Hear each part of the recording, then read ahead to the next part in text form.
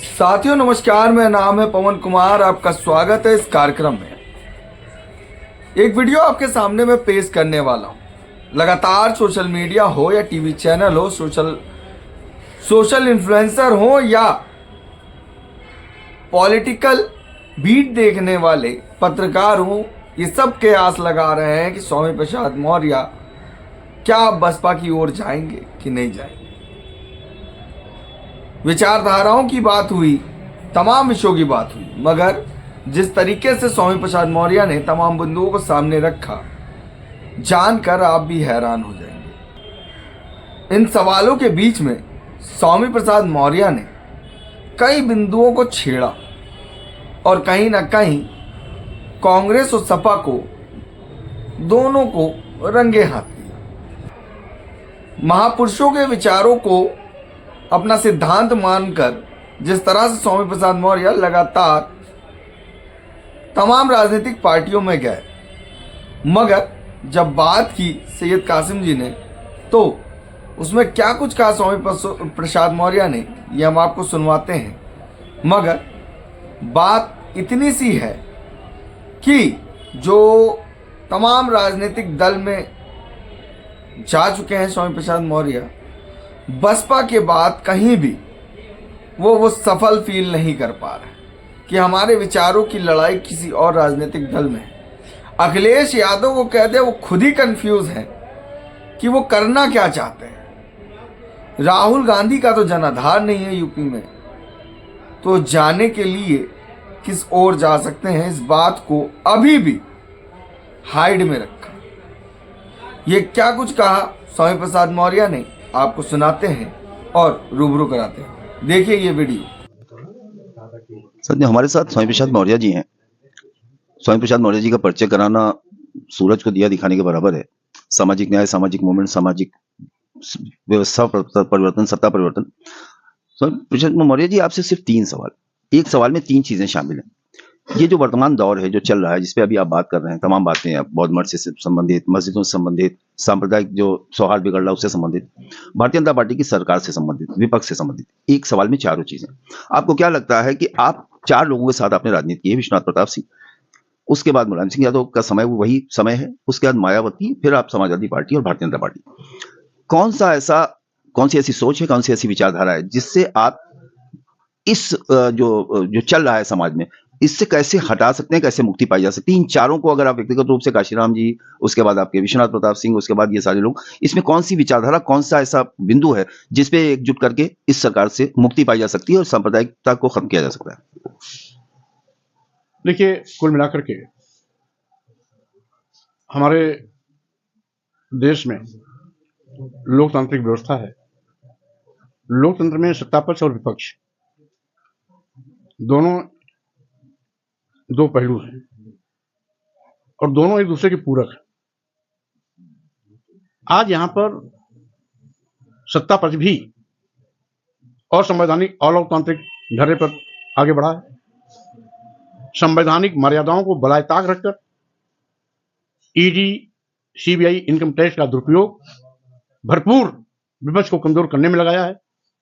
वहीं पर दूसरी ओर विपक्ष भी जिस तेवर में उसे सत्ता पक्ष को घेरने के लिए सड़क पे आना चाहिए था, वो भूमिका निभाने में अभी तक कारगर नहीं साबित हो पाया है।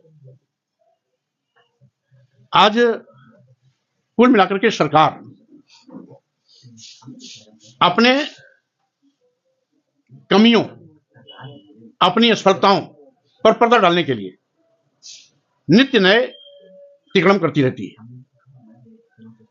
आज बड़े पैमाने पर सरकार की असफलता का परिणाम है कि करोड़ों नौजवान बेरोजगार हो गया, महंगाई चरम पर है, किसान समस्या लगातार मुंह बाए खड़ी है। 3 साल से लगातार किसान आंदोलित हैं, लेकिन आज तक किसानों की समस्या हल नहीं हुई। शिक्षा का औद्योगिकरण किया जा रहा है। 27,000 प्राथमिक विद्यालय उत्तर प्रदेश में बंद हुए। साथ ही साथ सभी जिला अस्पतालों से गरीबों के लिए निःशुल्क मुफ्त दवाइयां जो होती थी, आज नदारद है। इस पर बहस न हो, इसलिए सत्ता पर बड़ी बारीकी से हिंदू मुस्लिम और मस्जिद मंदिर को मामले को उछालकर अपने को बचाने में कामयाब रही है।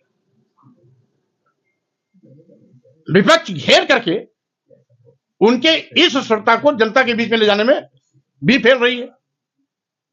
इसलिए आज सही मायने में कमजोर विपक्ष के कारण सत्ता पक्ष अपने मनमानेपन में लगातार कामयाब होती जा रही है।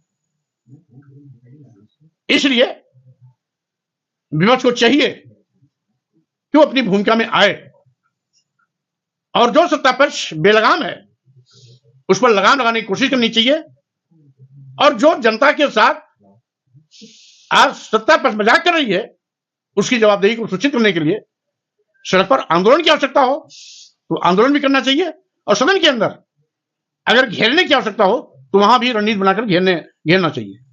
लेकिन अब तो देखने को मिला कि विपक्ष भी अटापटा दिखाई पड़ रहा, सत्ता पक्ष यही चाहता भी है। तो विपक्ष तो लगातार अपनी गलतियों से सत्ता पक्ष को मनमानापन करने का रास्ता तैयार कर रहा है।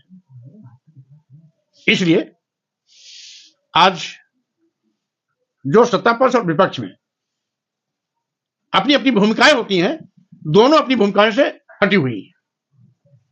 सत्ता पक्ष भी अपनी भूमिका से हटा है और विपक्ष अपनी भूमिका से हटी है। यही कारण है कि आज पूरे देश में अराजकता,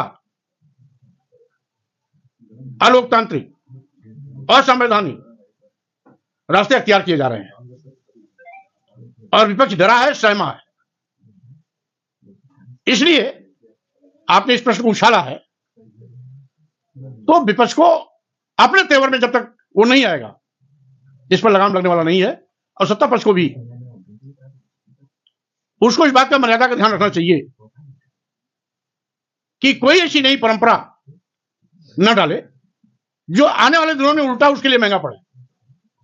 आज जिस तरीके से देश में अल्पसंख्यकों के साथ सौतेला व्यवहार हुआ, कभी मदरसे में एड देना बंद किया गया, कभी मदरसों की मान्यता छीनी गई, कभी मदरसों के अध्यापकों का वेतन रोका गया, माननीय न्यायपालिका से उनको न्याय मिला, कभी मदरसों में आतंकवादी खोजने के नाम पर परेशान किया गया, आज मस्जिद में मंदिर खोजने का सिलसिला चालू किया गया।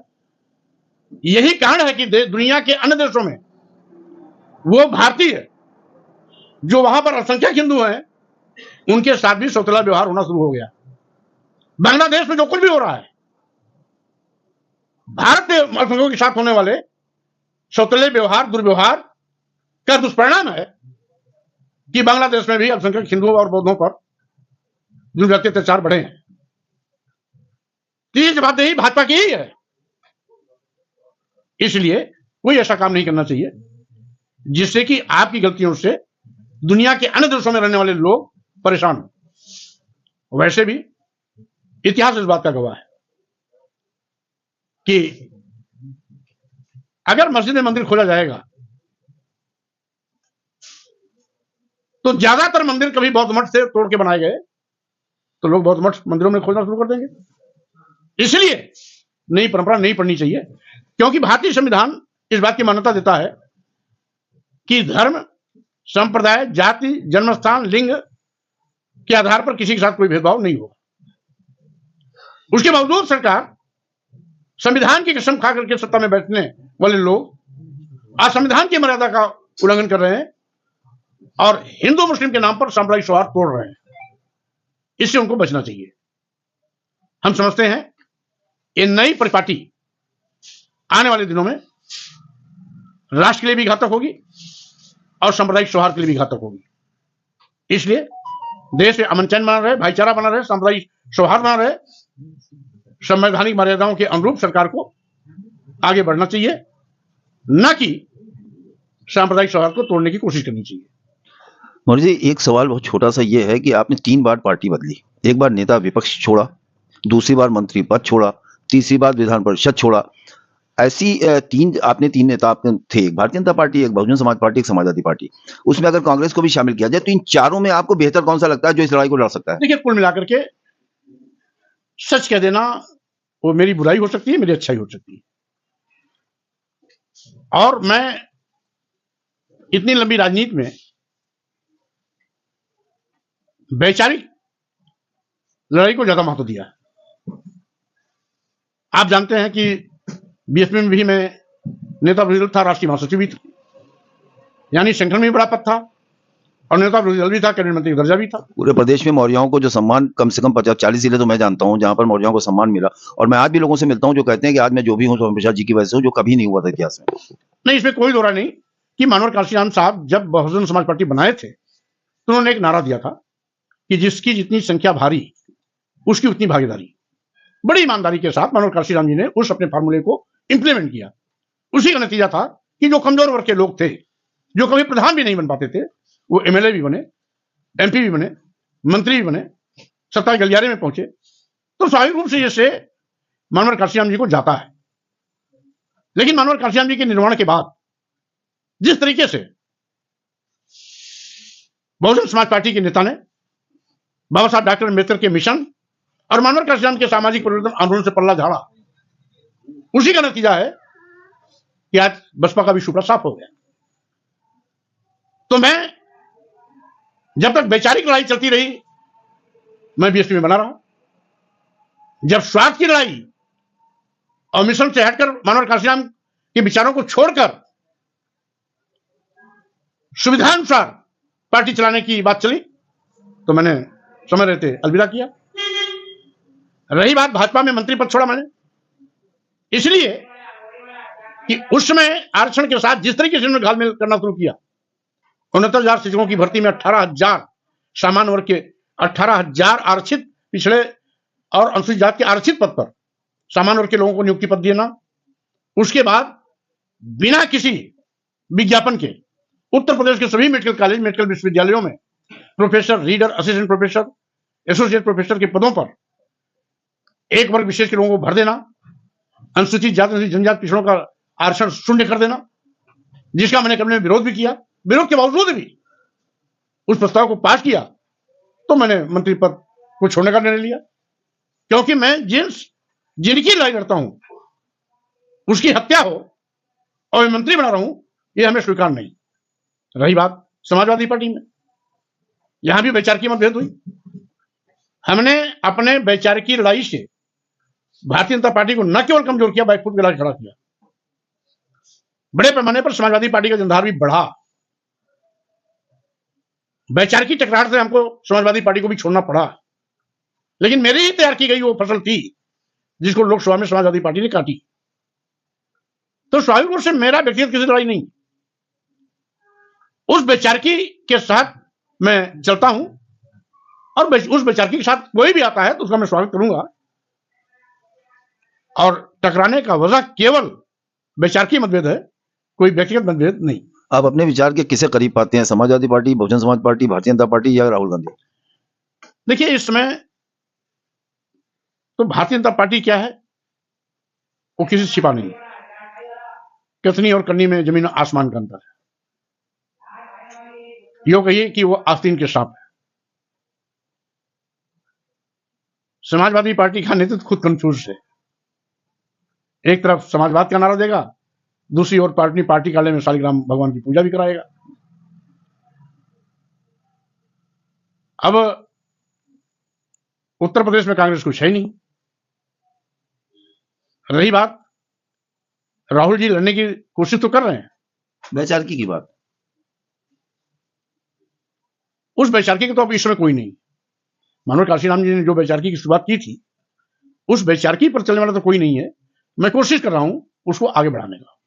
बहुत बहुत शुक्रिया। ये थे स्वामी प्रसाद मौर्य जी जिन्होंने हमसे बात की, और ये सामाजिक न्याय, सामाजिक परिवर्तन, सामाजिक आंदोलन के इस वक्त अगर जीवित नायक के रूप में कोई कह सकते हैं तो वो स्वामी प्रसाद मौर्य हैं। बहुत बहुत शुक्रिया।